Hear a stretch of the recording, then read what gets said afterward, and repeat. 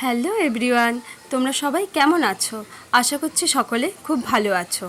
আমি শিল্পা চলে এসেছি আজ একটি ছোট্ট ব্লগ নিয়ে। আজ আমরা যাচ্ছি আমতার উদং ফতাপুরে।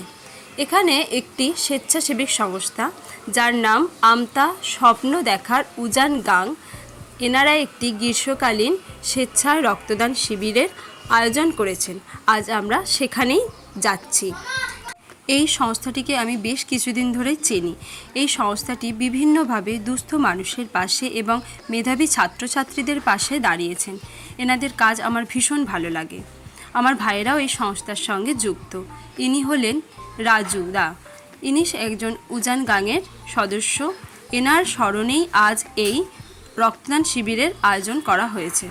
প্রায় 85 জন মানুষ এই সংস্থার ডাকে সাড়া দিয়ে নিজেদের মূল্যবান রক্ত দান করেছেন।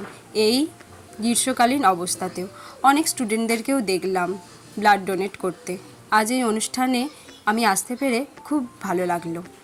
আমি যদি ব্লাড ডোনেট করতে পারতাম ভীষণ ভালো লাগতো, কিন্তু আমি একটু শারীরিক অসুস্থতার জন্য ব্লাড ডোনেট করতে পারলাম না।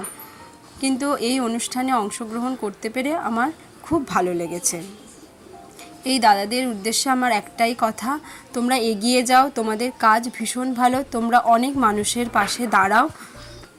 এখানে এসে আমার খুব ভালো লাগলো। এখানে আমার বোন কোয়েল, সেও রক্ত দিয়েছে এবং আমার ভাইয়েরা বিভিন্ন কাজের সঙ্গে ওখানে যুক্ত ছিল, ওরাও পরে ব্লাড দিয়েছে। খুবই ভালো লাগলো, আজকের দিনটা বেশ ভালো কাটলো। এবার বাড়ি ফেরার পালা। আমার ছেলের ক্লাস আছে, যার জন্য আমাকে আজকে চলে যেতে হচ্ছে এখান থেকে। চলো, আমরা বাড়ির পথে রওনা দিয়ে দিয়েছি। টাটা।